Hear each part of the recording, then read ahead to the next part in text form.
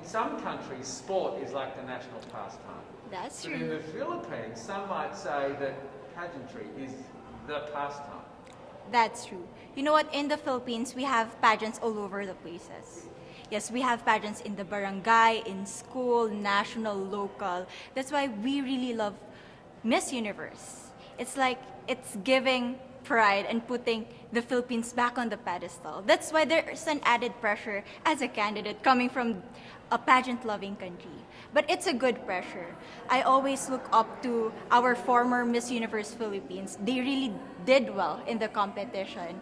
And now this is my time to show who I am, to offer what Rabiya can show to the rest of the universe. So I'm very happy, and at the same time, I'm excited to make all my kababayans proud, and hopefully I do. Why do you think it is that the Philippines love pageants? They have appreciation for beauty. We do love pageant because we used to think that we wanted to be included in the world. I have to be honest, in the Philippines, my skin color used to be not the standard of beauty. I was obsessed whitening my skin because these are the kinds of beauty queen we see on the mainstream. But things were different now. That's why I'm very proud to be a morena. In the Philippines, we call it morena. It's brown skin girl. And to be able to represent, my color, my identity as a true Filipina. Tell me about your journey to being crowned Miss Philippines.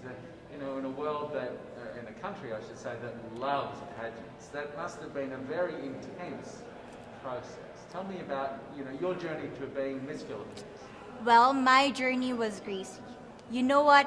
I started to be a dark horse. Nobody noticed me. Nobody knows I was in the competition up until the preliminary and the coronation night.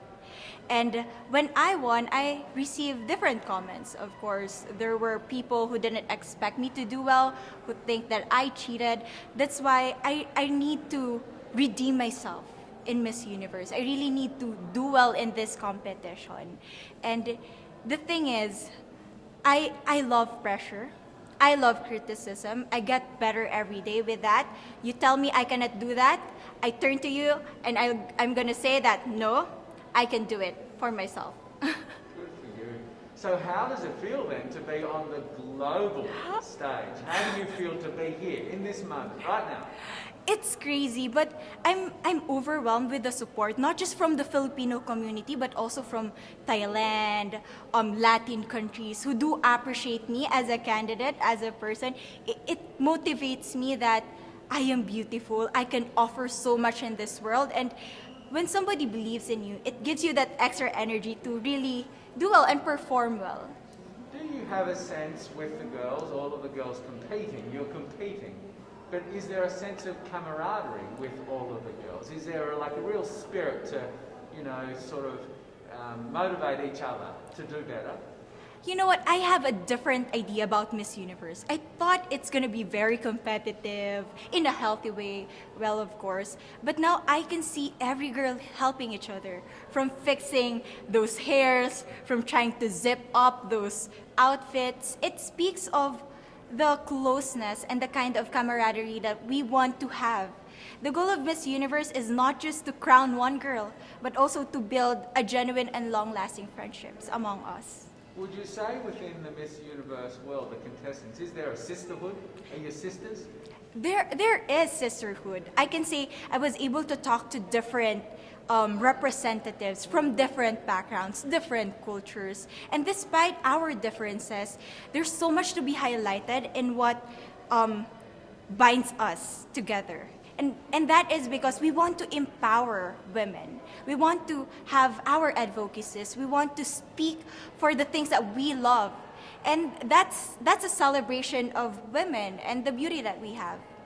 So coming out of this week, obviously you would love to be crowned Miss Universe. Of course. And that would be wonderful, of course, for any of you.